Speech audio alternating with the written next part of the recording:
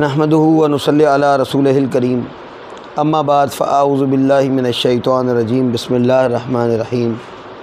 عزیز دوستو، السلام علیکم ورحمۃ اللہ وبرکاتہ۔ آج کی ہماری ویڈیو اس موضوع کے اوپر ہے کہ واٹس ایپ کی دنیا میں اور یوٹیوب کی دنیا میں مجھ سے بہت زیادہ پوچھے جانے والا جو سوال ہے وہ یہ ہے کہ عقیدہ توحید کا اسلام میں کیا کنسیپٹ ہے، اور صوفیوں کے نزدیک عقیدہ توحید کی کیا اہمیت ہے، اور عقیدہ توحید کیا ہے جس کے اوپر صوفی یقین رکھتے ہیں۔ تو صوفیوں کا عقیدہ توحید کچھ الگ نہیں ہے۔ الحمدللہ ہمارے جتنے اسلاف ہیں، جتنے صوفی ہیں، عقیدہ توحید کے اوپر مستحکم ہوئے تو ہی اللہ رب الکریم نے ان کو ولایت کے یہ مقامات عطا فرمائے۔ تو یہ سوچنا نہیں جی اللہ کی توحید کے اوپر جو صوفی ہے ان کا ایمان کس طرح ہے، وہ تو اپنے مرشد کے اوپر زیادہ عقیدہ رکھتے ہیں، بھائی یہ ایک بالکل بے بنیاد بات ہے۔ اس کو لے کے ابھی ہم چلتے ہیں اور عقیدہ توحید کے اوپر تھوڑی بات کر لیتے ہیں کہ عقیدہ توحید اسلام میں ہے کیا۔ در حقیقت جو اسلام میں عقیدہ توحید ہے، کیونکہ صوفی مسلمان جو صوفی ہیں ہم لوگ، تو ہمارا عقیدہ اسلام کے اوپر ہی چلتے ہیں، تو اسلام کے بنیادی عقائد ہی ہمارے مین عقائد ہیں۔ مین عقائد سے مراد ہے ہم مسلمان ہیں الحمدللہ۔ تو اب میں عقیدہ توحید کی طرف آتا ہوں اور وہ بات کرتا ہوں۔ دیکھیں، توحید کا مطلب ہے ایمان باللہ، یعنی اللہ رب الکریم کی ذات کے اوپر ایمان ہونا اور اتنا مستحکم ہونا کہ جس جیسا کسی اور پہ نہ ہونا۔ اب اس کی آگے ہم گہرائی میں چلتے ہیں تو دوسری بھی بہت سی قوتیں ہیں جو اللہ رب الکریم کے اوپر ایمان رکھتی ہیں۔ اب اس میں اگر سوال کیا جائے کہ مسلمانوں کا اور دوسری قوتوں کا ایمان میں فرق کیا ہے، تو آئیں ان کو ہم اس کے اوپر نظر ڈالتے ہیں تاکہ بات واضح ہو جائے۔ دوسری بہت سی قوتیں جو اللہ کے اوپر ایمان رکھتی ہیں ان کا ایمان اپنی جگہ۔ اب عقیدہ توحید اسلام کی نظر میں کیا ہے، ہم اس کا ایک پلیٹ فارم کے اوپر جا کے دیکھتے ہیں۔ عقیدہ توحید کا مطلب یہ ہے اللہ رب الکریم کو واحد ماننا، وحدہ لا شریک ماننا، اسی کو عبادت کے لائق ماننا، یعنی اس کی ذات میں کوئی شریک نہیں، اس کی حقیقت جیسی کسی کی حقیقت نہیں۔ اب یہ دو سٹیپس ہو جاتے ہیں یہاں پہ۔ پہلا سٹیپ ہو جاتا ہے اللہ رب الکریم کی ذات کو ایک ماننا، دوسرا سٹیپ ہو جاتا ہے کہ اس کی صفات کو بھی وحدہ لا شریک اور یکتا ماننا، یعنی کہ ایک ماننا۔ ذات میں ایک ماننے سے کیا مراد ہے اور صفات میں ایک ماننے سے کیا مراد ہے؟ ذات میں ایک ماننے سے جس طرح سورہ اخلاص میں اللہ رب الکریم فرماتا ہے کہ کہہ دو اللہ ایک ہے، اللہ بے نیاز ہے، نہ وہ کسی کا باپ ہے نہ کسی کا بیٹا اور کوئی اس کا ہمسر نہیں۔ اب باپ اور بیٹے کی حقیقت ایک ہوتی ہے، نہ اللہ رب الکریم کا کوئی باپ ہے، وہ باپ سے بھی پاک ہے، وہ بیٹے سے بھی بیٹی سے بھی پاک ہے، تو نہ اس کی کوئی اولاد ہے نہ اس کے کوئی ماں باپ ہیں، مطلب کہ اس کی تو حقیقت کسی کے ساتھ نہیں ملتی۔ وہ واحد حقیقت ہے جو اللہ رب الکریم کی ہی حقیقت ہے، اور وہ وحدہ لا شریک ہے ذات کے اندر۔ قل هو اللہ احد اللہ الصمد لم یلد ولم یولد ولم یکن لہ کفوا احد، وہ ایک ذات ہے۔ اب یہ بات ہوگی ذات کی۔ اب صفات کے اوپر آ جاتے ہیں۔ عقیدہ توحید کی جان یہ ہے کہ ذات کے ساتھ ساتھ صفات میں بھی اللہ رب الکریم کو وحدہ لا شریک ہی مانا جائے، یعنی وہ حی القیوم ہے، وہ قادر مطلق ہے، وہ رزاق ہے، وہ ممیت ہے، ہمیں موت بھی وہ دے گا، وہ خالق ہے، وہ زندگی بھی دیتا ہے، وہ رزق دیتا ہے، وہ ہر چیز عطا کرنے پہ کریم اللہ قادر ہے۔ تو جو صفات اس رب الکریم کی ہیں وہ ان صفات میں بھی وحدہ لا شریک ہی ہے۔ اب ایک اگر انسان کہے کہ اللہ رب الکریم کو تو کسی نے دیکھا ہی نہیں، اس کو تو مطلب کسی نے بات ہی نہیں کی، تو وہ کون سا طریقہ ہے جس کے ساتھ پتہ چلا؟ اب رسولوں کی بحث میں بھی ہم نہیں جاتے، وہ تو رسالت ایک باقاعدہ اسلام کا دوسرا عقیدہ ہے نا۔ اور یہ بات کرتا چلوں کہ رسالت ہو گیا، ملائکہ ہو گئے، آسمانی کتابیں ہو گئی، اچھائی برائی ہو گئی، عبادت ہو گئی، سب کی بنیاد عقیدہ توحید ہے۔ ظاہر سی بات ہے اللہ رب الکریم کی توحید کے اوپر ہمارا ایمان پختہ ہوگا، ہمارا یقین کامل ہوگا، تو ہی ہم ملائکہ پہ بھی ایمان لے کے آئیں گے۔ ادروائز ہم ملائکہ کے اوپر اگر ایمان لے بھی آتے ہیں تو اس کا کیا فائدہ ہوگا؟ ملائکہ پہ ایمان ہم اس لیے لے کے آتے ہیں کہ توحید والے اللہ کا حکم ہے کہ یہ میری طرف سے ہیں۔ رسولوں کی طرف مطلب ایمان لے آنے کا کیا مقصد ہے؟ اور رسالت کا عقیدہ بھی وہیں پہ چلا جاتا ہے ہمارا۔ عقیدہ توحید مطلب اب دیکھیے اب کہ رسالت بھی اللہ رب الکریم کی طرف سے بھیجے گئے وہ بندے ہیں جو اس کی پیغام رسانی کا کام کرتے ہیں، اللہ رب الکریم نے ان کو چنا ہے، اس لیے اس توحید والے کی رسالت کے اوپر جب ہم ایمان لائیں گے، یعنی کہ اس کی طرف سے بھیجے گئے رسولوں پہ جب ہم ایمان لائیں گے تو سب سے پہلے عقیدہ توحید پختہ ہونا چاہیے۔ تو اب اسی طرح آسمانی کتابوں کے اوپر ہم کیوں ایمان لاتے ہیں؟ وہ بھی ہم اسی لیے ایمان لاتے ہیں کہ اللہ رب العزت کا کلام ہے، اس کی طرف سے نازل کی گئی ہیں، اس کا حکم ہے، ان کو مانو۔ تو سب سے پہلے اس کی شانوں کو مانا جائے، اس کی حقیقت کا احساس ہو، اس کے بعد پتہ چلتا ہے کہ دوسرے جتنے بھی عقائد ہیں نا، ان کی بنیاد عقیدہ توحید کے اوپر ہی کھڑی ہے۔ گو کہ دوسرے بھی اپنی جگہ اہمیت کا حامل ہیں، لیکن عقیدہ توحید سب سے زیادہ اہمیت کا حامل ہے، کیونکہ اللہ رب الکریم کو وحدہ لا شریک مانیں گے تو آگے اس کے احکامات کو مانیں گے۔ اب اس چیز میں اگر ہم دیکھیں تو نیکی عبادت ہے، اللہ رب الکریم نے قرآن کے اندر ذکر کیا، ہم عبادت کرتے ہیں تو کیوں کرتے ہیں؟ کیونکہ اللہ رب الکریم کا حکم ہے۔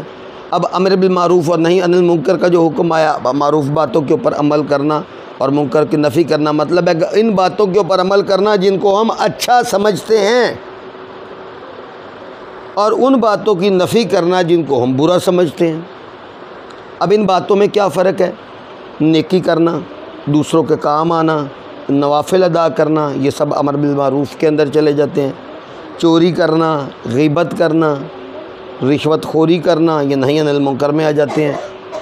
تو یہ سب ہمیں اللہ رب الکریم نے چیزیں عطا فرمائی ہیں، اور ان چیزوں کے اوپر ہم کامل عمل تبھی کر سکیں گے، یعنی اس کے اوپر ہمارا ایمان تبھی پختہ ہوگا جب سب سے پہلے ہمارے پاس ایک گراؤنڈ فلور مضبوط آ جائے گا، یعنی توحید کے عقیدے کے اوپر ہم لوگ کاربن بڑے اچھے طریقے سے جائیں گے۔ اس کے بعد پھر ہم ان باقی کی چیزوں کے اوپر بھی بڑی روانگی کے ساتھ عمل کرتے چلیں گے، کیونکہ ہماری توحید پختہ ہے۔ اب ظاہر سی بات ہے کہ اللہ رب الکریم کو کسی نے دیکھا نہیں ہے، نہ اللہ رب الکریم کے ساتھ کوئی ہم کلام ہونے کی طاقت رکھتا ہے سوائے رسولوں کے، جس کو اللہ رب الکریم نے عطا کیا۔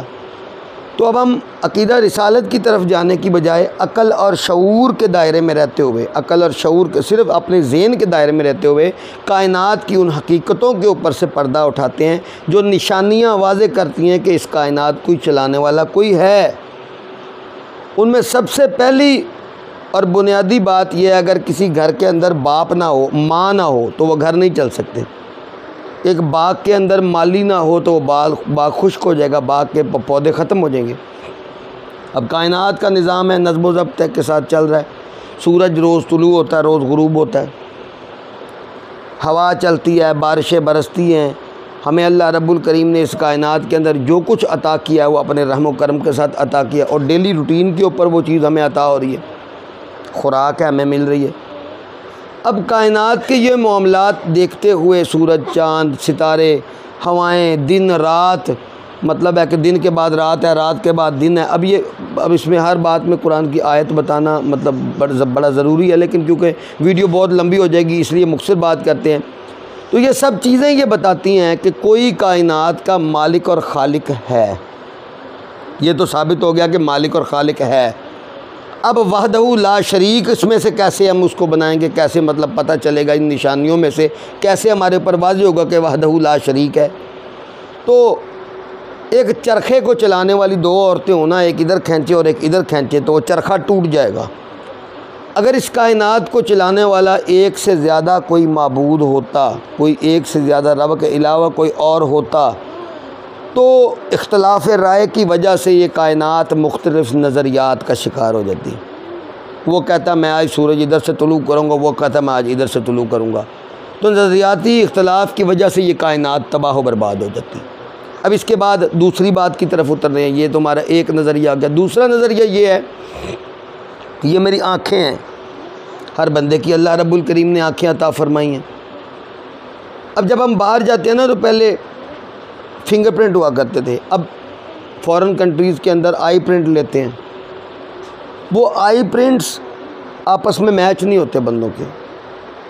اس کائنات کے اندر اربوں کھربوں انسان ہیں، ان کی عادتیں مختلف، ان کی پسند ناپسند مختلف، وہ مختلف جگہ پہ پیدا ہوتے ہیں اور مختلف جگہ پہ مر جاتے ہیں، ان کی زبانیں مختلف، ایون کہ یہ انگلیوں کی پوروں کے اوپر موجود نشانات بھی آپس میں نہیں ملتے۔